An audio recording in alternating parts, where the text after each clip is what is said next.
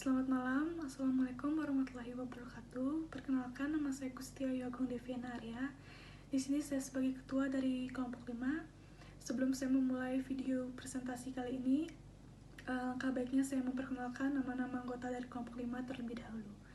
Yang pertama adalah Rania Apriela Putri Kurniawan, kemudian ada Fianti Nadira Zahra, Ismi Hasina Izati, Azalika Tiffany Syafa, Tatiana Kusuma Dewi, Saskila Ajeng Aulianisa, Nazwa Diada Fahar Nindita, dan ada Robiatul Maulidiyah.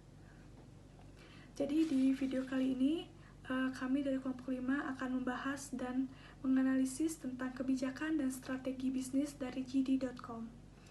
Ada beberapa hal yang kami akan bahas di video kali ini.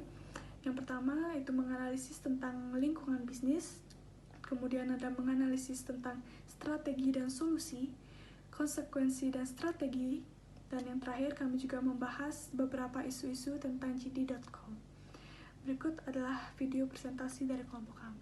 Di video kali ini kita akan membahas yang terdiri dari beberapa bagian. Yang pertama, analis JD.com, business model that led to its success in the intensely competitive e-commerce market in China.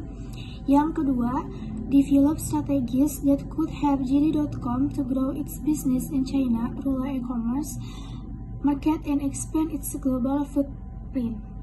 Yang ketiga, ada understand the importance of having effective corporate governance policy at the company. Yang keempat, ada understand the issue and challenge faced by JD.com with regard to tackling competition from global giants such as Alibaba as well as new players such as Pinduoduo. Yang kelima, ada analisis lingkungan perusahaan. Yang keenam, ada strategi atau solusi yang diberikan. Dalam model bisnis JD.com ini mengarah dalam pasar niaga yang sangat kompetitif di Cina. Dalam model bisnis ini menekankan pertukaran informasi dan transaksi bisnis yang bersifat paperless melalui electronic data interchange, email, dan juga teknologi lainnya yang juga berbasis jaringan. Popularitas e-bisnis di penghujung abad 20 dan di awal milenium baru ini ditunjang oleh 3 faktor pemicu utama, yaitu yang pertama ada faktor pasar dan ekonomi. Di antaranya adalah kompetisi yang semakin intensif, perekonomian global, kesepakatan dagang regional, dan yang terakhir itu adalah kekuasaan konsumen yang semakin bertambah besar.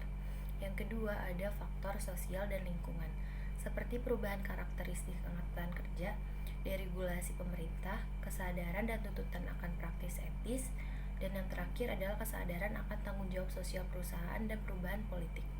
Yang terakhir adalah faktor teknologi, yang meliputi singkatnya usia siklus hidup produk dan teknologi. Selain itu, ada juga model bisnis yang digunakan dalam website e-commerce JD.com adalah bisnis to consumer. Bisnis to consumer adalah bentuk jual beli produk atau jasa yang melibatkan perusahaan penjual dan konsumen akhir yang dilakukan secara elektronis. Atau lebih tepatnya adalah suatu aktivitas e-bisnis dalam pelayanan secara langsung kepada konsumen melalui barang atau jasa yang dapat diistilahkan dengan transaksi pasar. Hal ini dikarenakan JD.com mempunyai alamat web tersendiri yang menjual barang atau produknya secara langsung ke konsumen. Dari barang yang ditawarkan, konsumen dapat memilih langsung memesan setelah sebelumnya membuat akun dengan mendaftarkan diri dengan mengisi form pendaftaran yang telah disediakan. Selain itu, konsumen juga dapat memilih sendiri metode pembayaran yang diinginkan.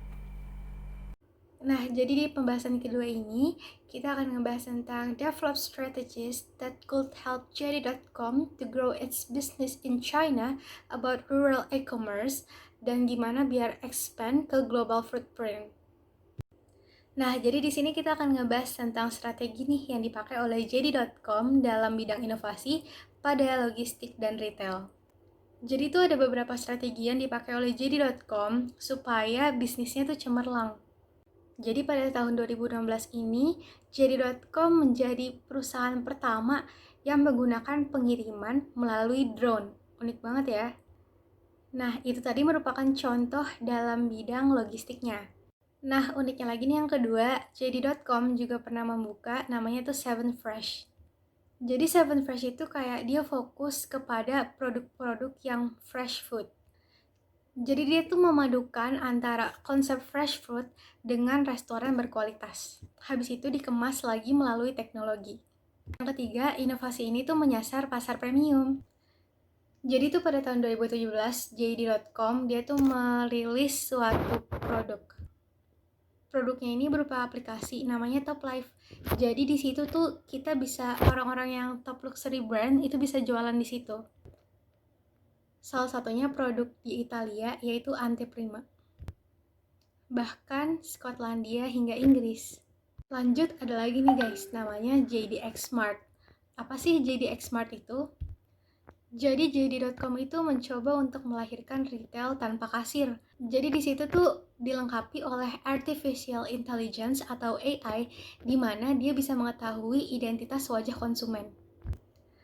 Terus ada juga nih namanya RFID, di mana kita bisa tahu apa aja produk-produk yang dibelanjakan.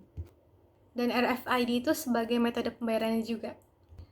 Jadi itulah contoh-contoh strategi yang dipakai oleh JD.com, di mana mereka bisa menarik konsumen supaya lebih banyak yang datang dan semakin tertarik. Mereka membawa value baru yang berbeda dengan perusahaan-perusahaan lain. Saya akan menjelaskan slide mengenai understand the importance of having effective corporate governance policies at the company. Yang memiliki kebijakan tata kelola perusahaan yang efektif di perusahaan adalah sebagai berikut. Pertama, menciptakan budaya perusahaan yang baik. Dengan penerapan governance, organisasi jadi terbiasa menerapkan proses yang konsisten dan transparan. Dua, menjaga reputasi perusahaan. Perusahaan yang telah terbiasa dalam penerapan governance akan lebih dipercaya oleh investor. Tiga, atau yang terakhir, yaitu menjaga kelangsungan perusahaan. Penerapan governance yang baik akan mengurangi adanya resiko-resiko yang berdampak pada seluruh pihak, sehingga kelangsungan perusahaan terjaga. Memahami masalah dan tantangan yang dihadapi JD.com terkait persaingan dengan raksasa besar Alibaba dan pendatang baru Pinduoduo.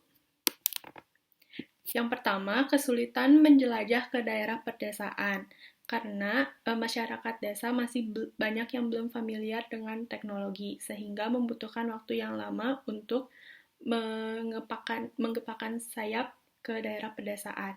Yang kedua, reputasi perusahaan menurun akibat adanya tuduhan